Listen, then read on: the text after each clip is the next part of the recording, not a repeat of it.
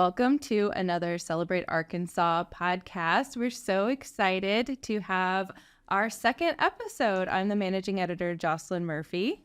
And I'm Alexa Williams. I'm our Director of Growth and Development. And today we are here with Cassidy Ginger, the founder of Cellar Winery in Fayetteville, which I'm particularly excited about because I love wine. So very excited to have you here, Cassidy. Well, I'm super excited to be here. Thank you guys for inviting me. So you are a Northwest Arkansas native, is that right? Yes. Okay. Born and raised. Fayetteville. And then you went to the U of A. I did. And now you're a business owner here. Yes. So talk about growing up here. What made you decide to stay here for school? What made you decide to start your business here? Yeah. So like you just said, born and raised in Fayetteville. Just grew up really loving this town, really loving all the connections I made, even from as young as like middle school and high school. I just like always enjoyed my experience in my hometown. Not everyone has the privilege to say that. Some people are dying to get out of their hometown and go somewhere else. And I will admit, when I was in high school, I was like, oh, I'm going to go to college in a big city and do something crazy. And then the time came. I played volleyball in high school. I had toured some schools, actually committed to a school to play volleyball. Then last minute changed my mind and was like, you know what? I kind of think I want to stay in Fayetteville and go to the University of Arkansas. So that's what I did. Just my senior year, I was like, nothing was pulling me away. I was like, I actually do like Fayetteville. I don't want to leave just to leave, like just to say I've left and done something different when I don't actually have a reason to leave. So went to the University of Arkansas, studied finance for my first 3 years, studied abroad in Sevilla, Spain. Just the culture and the life there. I was like, you know what? I want to come back, kind of change directions, started studying entrepreneurship for my last senior year. And that's the class that really inspired me to want to be an entrepreneur, because that whole class was basically you work with a team, you build a business, you get graded on your business. Another class was you work with a small local business owner, you evaluate their company and you give them critiques and suggestions, and that's your grade. And then every week or every few weeks we had local business owners come in and tell their story. So that's really what inspired me, because the idea of being an entrepreneur at first was overwhelming. I was like, okay, I'll be an entrepreneur once I have a corporate job, have savings, have security, and then I'll be an entrepreneur. But going through those classes and hearing some local people speak, and they're like, I remember to keep my business afloat, my electricity didn't come on, and I would light candles when I came home. And like, I was like, okay, it doesn't have to be perfect. You don't have to wake up, walk out, and have this amazing success story that you hear, or you convince yourself that's the only way it is. So that's when I kind of got it in my mind, hey, I can be an entrepreneur sooner rather than later. So I always knew I wanted to do something on my own, just never knew what that would be. So I knew I wanted to stay in Fayetteville, didn't know exactly what I wanted to do. I went on to get my master's degree, my master's in business administration from John Brown University, while I worked a full-time job for a construction company. So that was a small business, and that really helped me learn like the ins and outs administratively as a small business. Like learned how to put up a website, learned how to do bookkeeping on QuickBooks, learned client relations. So just learned a little tidbits of a small business. And that's kind of just what kind of led me to being where I'm at today, just going through the university, looking at Fayetteville and being like, hey, well, Fayetteville is a really good grounds to build a business. It's not, I don't think I could walk in New York City or some more of an expensive market and start the same. I'm like, Fayetteville's really good at fostering small businesses. So I'm like, I love my town. I have no reason to move. So that just kind of like, I never had a reason to leave, so I just didn't. Yeah. Yeah. That's such a good point that you bring up, though. I haven't ever thought to myself, well, I'd like to start a business, but I think there are certain things like I'd like to do this one day when I'm more established. I'd like to do this one day. And I would think that would be something that someone would think more like, I need to be at a certain point in life before I could start my own business. Yeah. And that kind of demonstrates it's one of those things maybe that, no, you just have to like get the tools and build up what you need yourself, but it doesn't, you don't have to be at a certain point in life to do that. Yeah. And I think that was like the big thing for me. And even just now, like taking a step back and reminding myself like, hey, like sometimes people's like $1 million idea was their 100th idea, not necessarily their first. Like I have always had this thing where like I have such a fear of failure that was like holding me back for so long. Cause I was like, I don't want to do something if I'm going to fail. But that's just not how life works. You're going to fail. But just being so young, I hadn't had like failure really ever in my life. Like just, I mean, minor failures, but just looking as a whole, like that idea of like failing and not meeting your goal was just so daunting to me. It almost kept me from starting. But then like going through my classes, meeting other people in Fayetteville and hearing their stories that like you don't have to get it right the first time or the second time. Like you just do it. Especially as an entrepreneur. Yes. I feel like that's something that you have to overcome mentally and put yourself in a place where everything's kind of a learning experience. Yes. I'm in the middle of a book right now, and just literally yesterday read the passage. The main character says something like she reached a point where she realized not taking a risk was the bigger risk. Yeah. And I was like, whoa, that hits for a lot of things. Yeah, that's what I was thinking of when you were saying that. Yes. And my dad would always say like, hey, like do it now. Like you can always file for bankruptcy at 24. It's way easier than when you're 40. I'm like, Dad, like that, I don't want to think that way. But like looking back, he's so right. It's like when I'm like younger, I don't have like a family dependent on me. I don't have a lot of responsibilities like outside of myself and my work. That's like, I've got the time, I've got the energy, like just because I was younger. Now I'm a few years older, but just because I felt inexperienced didn't mean that I couldn't try and start. It's like, when am I ever going to be as passionate or motivated as I am right now? So I was just like, dove in head first for it. I love that. So Urban Cellar then, was that your 100th idea? No. Or was it your first idea? Where was it? It's kind of like, that was my Urban Cellar Winery is like my first solo entrepreneurial, like legit business. And it happened because I was in a place in my life where I was really unsatisfied in the job I was doing. And I was applying for other jobs because I just wanted to get out of my other job. But I was like, the jobs I'm applying for, they're not what I want to do. I always struggled with like, what do I want to do? Like in high school, I had friends that knew exactly what they wanted to do. And my mom was like, oh, you'll figure it out in college. Well, here I'm in my senior year graduating. I'm like, what do I want to do? Like, I still don't know. But when I got in my job out of college, I was getting my graduate degree. I was like, well, this isn't what I want to do. I want to get out of it. Started applying for other jobs and nothing clicked. I worked for construction, so I got into real estate. So that's something personally that I just do on the side and just have a huge passion for. Like I love interior design and remodeling and just hospitality, making things feel like home. That's just like one of my other true passions. So when I was working for this construction company, I also on the side remodeled and flipped a house, as well as did a new construction project on a lake house and sold that. So I had some capital that I knew I wanted to do something with.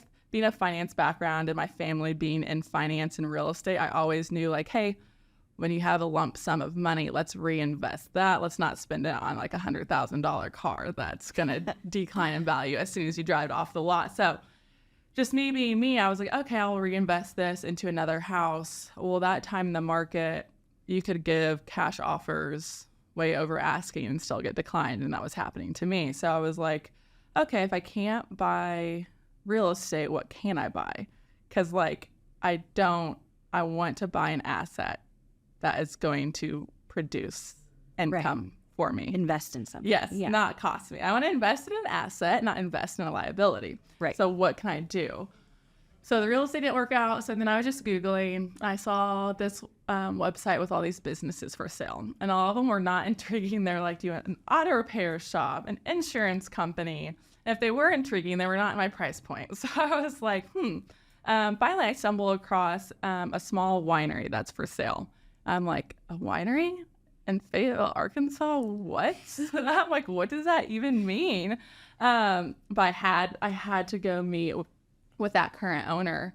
And it used to be called Blended Barrel. So I met with her business broker and just like fell in love of the idea of the opportunity.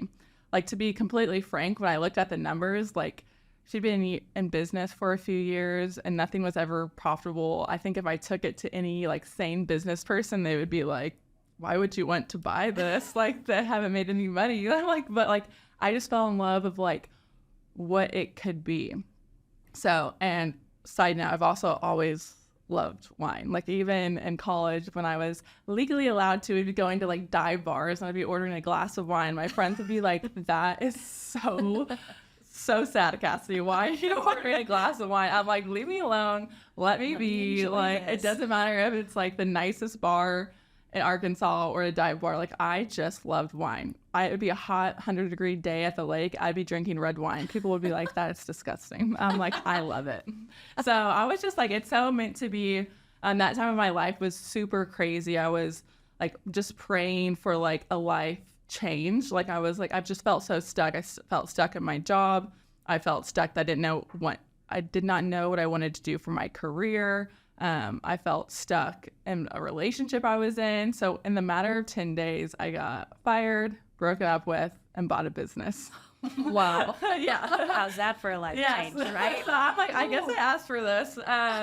So exactly. So I was just like, you know what? I've been asking for this change. It's in my lap. It's the perfect opportunity. So I was 24. Then my birthday happened. 2 days after I turned 25, I signed the dotted line and slid over the check, and the rest is history. And then I had a full-on business in my lap with no full-on experience, but I was able to learn from the previous owner, and that's really what made me comfortable.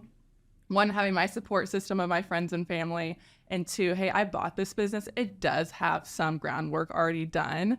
Like, I got to learn from her, ask her questions, use some of her connections and vendors and resources. So it really gave me like a starting point. So to me at the time, it wasn't as overwhelming because I was like, hey, I have a resource. And so that's why I just took the leap, because I was like, there's no way this fell on me by accident. Yeah. So I just went with it. And this business already existed, but as someone, again, who really likes wine, Yes.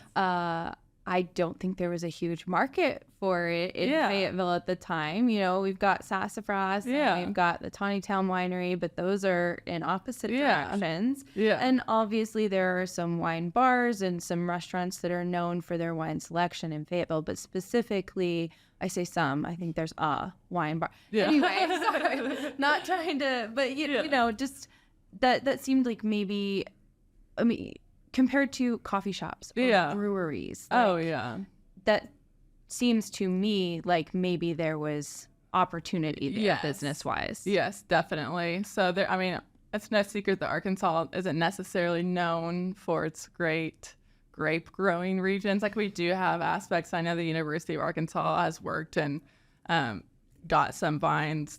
I'm going to butcher what it's called, but they have new vines that are supposed to grow a lot better in Arkansas soil. But there's a new concept, and it's what we are, which is an urban winery. So it allows you to have connections with different vineyard growers all across the country and all across the world. So we're actually sourcing our grapes basically anywhere but Arkansas.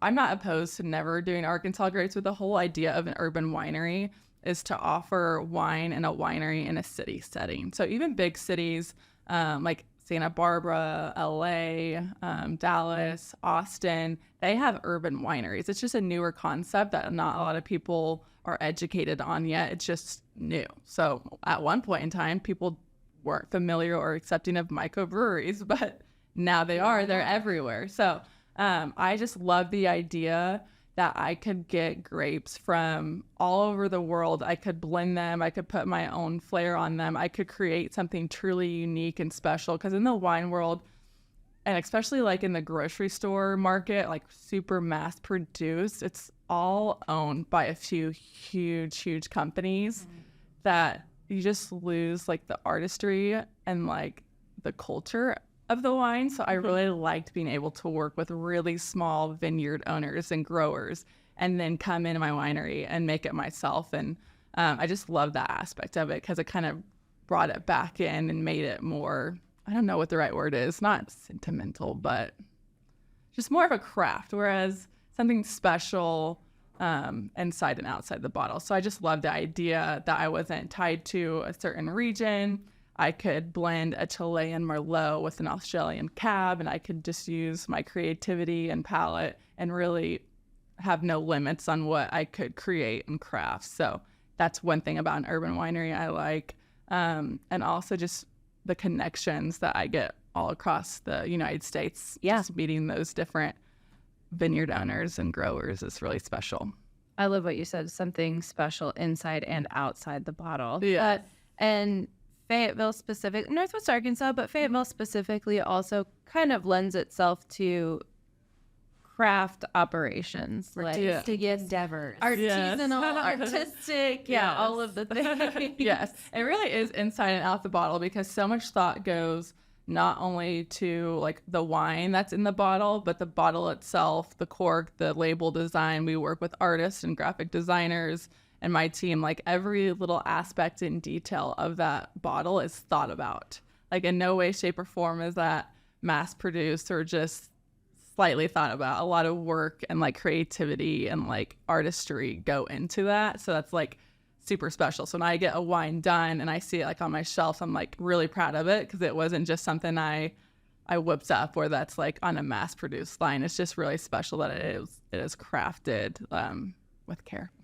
So it's you and your team making each label too? Yeah. So we and we'll designing I will primarily have like the big picture ideas.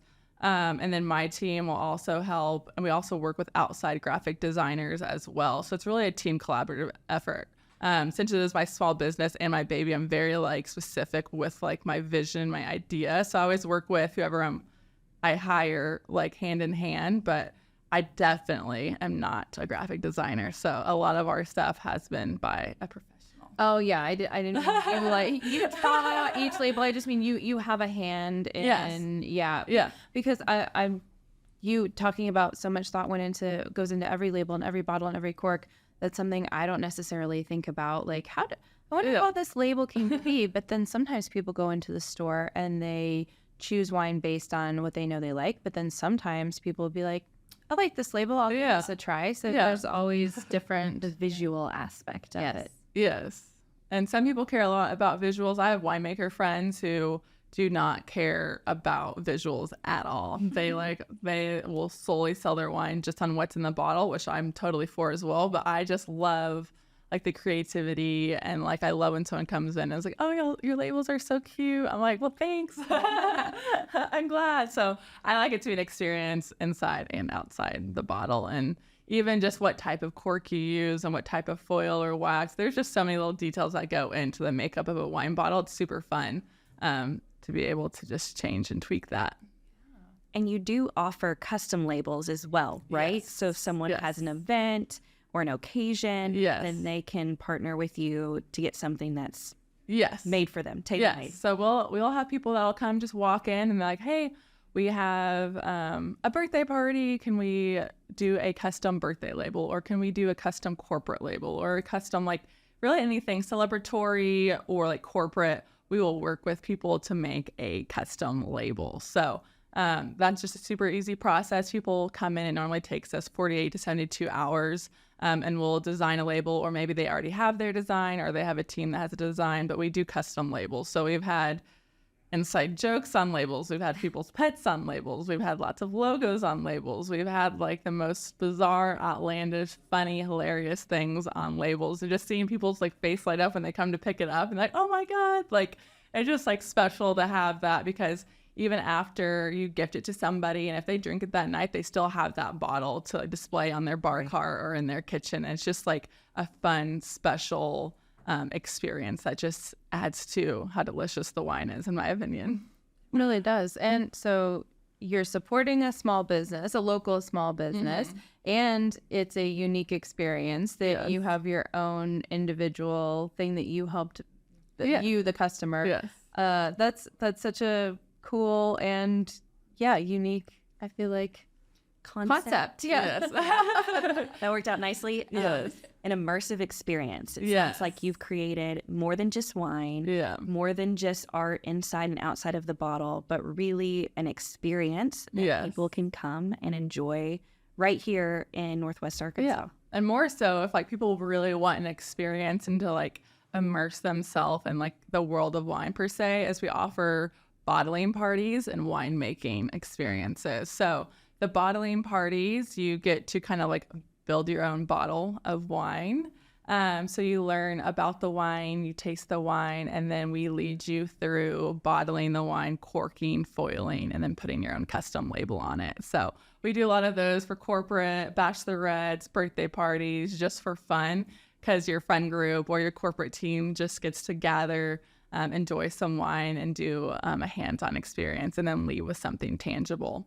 And to play off that, even more immersive experience is our winemaking experiences and classes, where you get to come in and make your own custom wine and help in the primary fermentation, and do all the steps through to bottling. So you get to have, if you want to do a red blend, I'll work with you to what kind of profile are you looking for? What do you like about this wine? What can we tweak? What can we change? And you get to like literally make your own custom wine. So that's really fun for people as well. Amazing. And you work with other is it just nonprofits, or do you work with other businesses? What kind of collaborations does Urban Cellar Winery do? Well, for like our winemaking and stuff, we open it up to anyone. So like we'll collaborate with businesses on occasion, like if they have a networking event or a nonprofit event.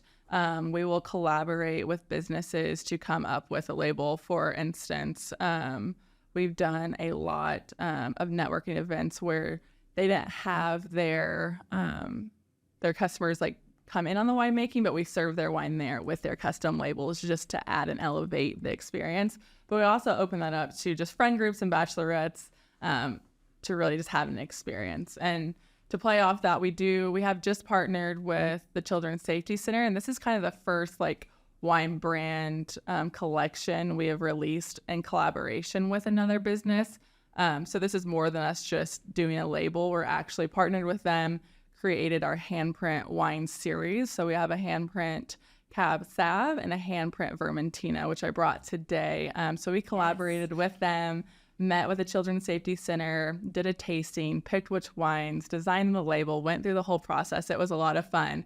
And then came out with our handprint collection, which a portion of the proceeds goes back to the Children's Safety Center. So that's our true first collaboration, where if you come into the winery and you order a bottle or a glass, like you are not only supporting us as a small business, but you are supporting the mission of Children's Safety Center as well. So that's been super fun and exciting to be able to partner with them. Absolutely. And it's such a cute label too, with the handprints. And so you said it's a Vermentino? Yes. So, like, I enjoy wine. That's not one I'm familiar with. So tell us a little about the wine that you brought for us to try today. I know. I wanted to bring a wine that wasn't super as well known. So Vermentino said this one, all these grapes come from Lodi. It's 100% single source Vermentino out of Lodi, California. So I like to say, to kind of explain it to people, Vermentinos are similar in style to a Sauvignon Blanc. So if you like something like dry, crisp, some citrus, minerality, acidity, Vermentino's where it's at. Vermentinos are gaining in popularity, so I feel like in the next few years they'll be more common. You'll see them on more shelves and hear more about them, but it's just kind of one of those varietals that's it's been here for a while, but it's gaining some traction. So it's a really fun summer and spring wine. So that's why I brought it today. Yeah, makes sense. I can try it. Going into summer, and the whites and the rosés start coming back out. Yes. I think we should try it. I'm sure it'll make for great audio. Yeah. Well, cheers. Cheers. Cheers.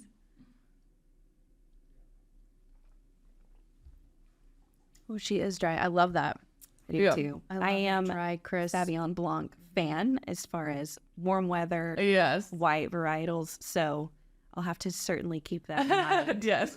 That's a fun one to introduce to people, because I can compare it and be like, hey, if you like Sauvignon Blancs and you want something just a little bit different, try Vermentino. Because a lot of times people will come in and they want something that they've never had before, to try something new or learn about something. And so to give them an experience and have them try a different wine they may fall in love with is super fun for me. So I love it when people come into Urban Cellar and they're like, okay, I love Pinot Noirs, but I want to branch out and do something different. And I can like work with them and kind of cater a wine to their tasting preference. So I always tell my staff, like, when people walk in, just kind of gauge and get a feel for, are they new to the wine world? Are they old to it? Do they care? Do they not care? And kind of just reading people and helping them find a wine that fits with them, because we welcome people that have never had a sip of wine in their life, or people that have had thousands and thousands of bottles of wine. Maybe not that much, but a lot of wine where they know what they want and they're very particular. So we have, I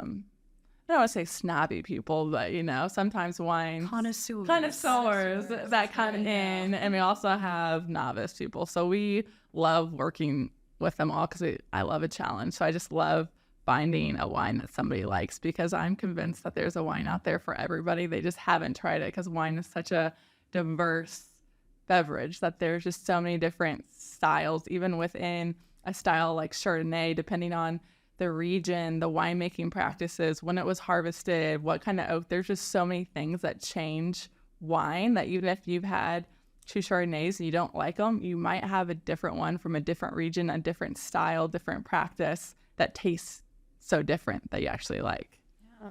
I feel like everything you were just saying, though, also kind of feeds into this inherent perceived barrier. I'm not going to say it's an actual barrier, but there is a perceived barrier for people who maybe feel like, I don't have the knowledge, or I'm going to sound stupid because I don't know the right word. I don't know the word varietal, or I don't know how to describe a wine, and it's going to look stupid. So how do you approach, or what is Urban Cellar Winery's approach for those novices that come in, and making people feel like you don't have to know the right word or ask for the right thing. We'll help you get there. We'll help you figure out what you like. I think part of that is just the environment, and how I built the business was always in mind to be a place that could stand up and hold up to the connoisseurs of wine, but also be a welcoming place for people to learn and develop their wine knowledge and palate, because we're in Fayetteville, Arkansas. We're not in Napa, California. So a lot of people, the majority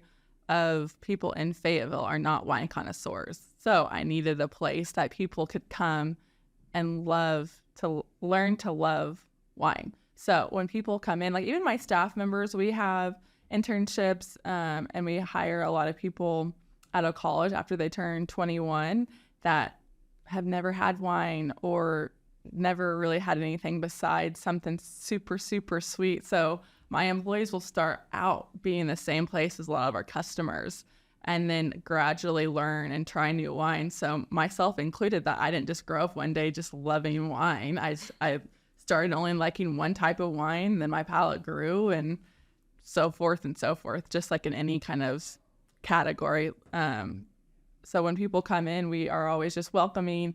We kind of get to know the person. Like if our bar's open, we're like, hey, like, how are you? And we just like learn, like, have they had a lot of wine? Do they know a lot about a wine? And if they haven't, we always have the attitude of like, okay, like, what can we get you to taste? We do like free tastings. We like want people to find a wine they like, or if they butcher a name, like we don't look at them funny. We're like, oh, we know that one's like, why is that pronounced like that? That's like spelled so weird. I don't get it either.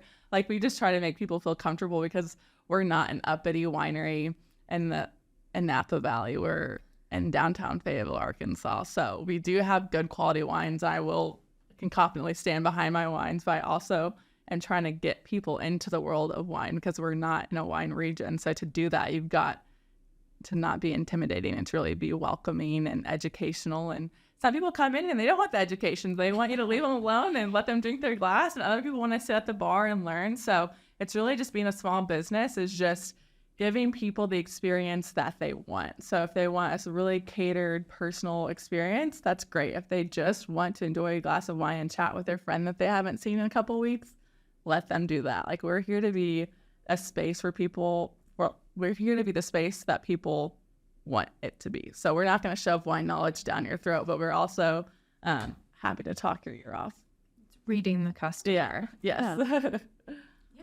Meeting people where they are, which I feel like is really important in any small business, but especially one where, like you said, you're interacting with people that are walking up off the square, and maybe they want their glass of wine on the patio and want to be left alone, but maybe, like you said, they also want to learn and meet the owners and see the behind the scenes, and you kind of offer a little bit of everything there. And we do guided tastings as well, so sometimes people will come in, and like sometimes I can't just talk to people like during the middle of the week. It's a lot slower, so I can talk, and if I'm there, I can be there with you all day talking to you at the bar. But on the weekend, sometimes when it's busier and it's loud and we have live music playing, like it's not the same type of scenario. So if people ever want that experience, we also offer guided tastings, which like I walk you through 5 of our wines and just tell you like our story, our winemaking process, and then really just give you a guided tasting of our wines. Yeah. And the location off the Fayetteville Downtown Square, that's the newer location. When did that open? That one opened in the mid-December of 2023. In December. And where's your first location? It was on the east side of Fayetteville off Zion. Okay. Was it or still is? I moved. Yes. Oh, okay. So it's just the one location. Yes. Okay. Yes. So I was on the east side of Fayetteville, and then we moved in December. So perfect. Yes. And where can people keep up with what you guys have going on? Do you have class descriptions? Is there enough classes or events going on like that people can learn about? Where can they keep up with all that? We don't have like public classes yet. So everything that we do, like our bottling parties, our winemaking classes, our guided tastings, all by like reservation and bookings. So just calling the winery, messaging us on Instagram, emailing us, coming in, we give you more information. In the near future, we really do want to offer like public classes. So, hey, if it's only yourself and you don't want to make a case of wine, or like you want to be with other people, we're working towards trying to figure out logistically how we can open that up for like a group public setting consistently. So I can be like, hey, on May 19th, we're bottling rosé for whoever wants to learn about rosé and bottle their own rosé. So we're working on doing that. We don't have that up yet. So I would say for anyone who wants to come to the winery or enjoy one of our experiences, just either check out our Instagram, call us, come in, and we'll give you more information. And hopefully soon we'll have a website that's up where you can learn more information, schedule those group classes. We're just not at that point yet. So the best would just to be social media, in person, email, or on the phone. Okay. And you said the handprint wines, that's the first line that you've done. Yes. Is there a pretty consistent lineup of the wines that you have in the store? How often do you do new releases, or do you hope to do new lines like the handprint wine? Yeah, so we are like working to have new releases all the time. We do have a couple in the works that I can't say that we will have collaborations with and releases with. But other than just us personally, we also have new wines that we make. So the downtown Fayetteville is doing a strawberry festival. I don't remember the exact date, but we are working on a strawberry wine for that. So that'll be a new release. So being a small batch winery, we do and are able to produce new varietals. I won't say quickly because wine is a labor of love and patience. So it doesn't just come out. But we do new releases, and sometimes we do sell out of our wine. So one of our very popular is our peach white wine, and it seems that we can never keep that in stock. So occasionally our menu will change because either we're sold out of it or we just released a new one. But we are a small batch, so there's sometimes if we release a new wine and it's super, super popular, it sometimes is gone for good or gone for a while. So making sure that everyone is keeping an eye out for the new releases and things that they're excited to try. Yes. It's high demand. Yes. And we do try to, like, once we learn that people like it, and just being a small business and evolving, it was like, hey, okay, people really liked this Cab Sav, or people really like the style of this red blend or this New Zealand Sauvignon Blanc, like knowing that, and hey, like next time, like let's make more like XYZ, or hey, people really like this peach wine, let's try the blueberry, like keeping that in mind. But just being a small business, it's not like I can be like, hey, ship me 1,000 more cases of that. It's like, no, I have to go make it. It has to age in the barrel. I have to bottle it. So it just takes time. And it's fun because it allows our wine list to change and just be different. So when people come in, they're like, oh, this is new on the menu. Or so it's just fun for people to come in and try something different. Definitely. What do you have a favorite right now, or something that you're looking forward to as like a go-to springtime or summer wine? Yeah, I'm super excited about the strawberry wine just because super summery, fun. I like pairing our sweeter wine. So the strawberry wine will be a white wine base with strawberry. So we don't actually ferment the strawberries. We ferment the wine. And then after the wine is fully fermented, we add in the fruit juice. Some people ferment the actual berries. I'm super excited about that one. It is a sweeter style. So any of our sweet wines, I like to make like a spritz out of. So I'll use our Brut sparkling dry wine and then put some strawberry or peach or blueberry wine on top and make a little spritz and kind of cuts the sweetness. So that's what I like. I enjoy. My favorite wine, I'm like a red, heavy, dry gal. I have a Super Tuscan that's coming. It's a Chianti and Bordeaux blend. We have a Cab Franc I actually like that's a little bit lighter. And then I'll never steer away from Cab Sauv. We have a 100% single source Napa Valley Cab Sauv that might be my favorite. I'm just a cab girl, so it's hard to go away from what you love. I'm definitely a mood drinker. It depends on the season. Yes. Literally, I could be in the mood for something, and by the time I get to the shop, I'm in the mood for something else. Yes. I'm kind of a seasonal drinker. I used to be red and red only. Like, I used to not like white wine, actually. Like, ugh. I had to have my friends, and when I first opened the business, I worked with other sommeliers, and we're like, hey, do you like this? Like, what's your notes on this? Because I don't like Chardonnay. I just thought someone else not. But just learning what they're supposed to take and I went to wine school in Little Rock, and just learning about them, I'm able to do it now. But I used to not like white wine, so I was like red wine till I die. 100 degrees outside at the pool at the lake, I've got a cup of red wine, and my friends are like, that is weird. That's making a statement. Yes. Your red wine, 100-degree Arkansas taste. Yes. But now I'm more seasonal, or what am I eating? What's vibe of where I'm at? So I will switch it up on where I'm at, what I'm eating, the weather, things like that. Outside of being in the business of wine, is there anything that you would tell our listeners about being an entrepreneur in Arkansas or Northwest Arkansas specifically that you think has been beneficial to you, or that you wish you would have known before you got into this game? I think that Northwest Arkansas is just a really good grounds to start a small business. I can't really speak for a whole ton on Rogers and Bentonville because I'm from Fayetteville and my business is in Fayetteville, so I haven't really done business outside of Fayetteville, but a lot of our customers do come from Bentonville and Rogers and surrounding areas. But as far as Fayetteville and just getting plugged in, I work with the Small Business Development Center when I first started and still regularly meet with them, and they're a huge asset and resource that kind of just help take some of those overwhelming responsibilities off your plate. Not necessarily totally off, but help you with them and give you good connections and resources, or introduce you to people that can help you so you're not alone. So that's something I really like about being in Fayetteville, that I really think that Fayetteville is so truly charming and unique and such a great place because it was built on small businesses. When you come here, you feel like you're in a Hallmark movie because you have all of these unique businesses that you step in them, and none of them are the same. You can really see the passions of the business owners, and they're all different, and that makes the town so fun and inviting. When people come to visit, they're like, oh, this feels like a movie. It's because it is. It's all these amazing niche curated businesses that are able to thrive in this small town, because this town has sorry, I'm like I need a sip of water.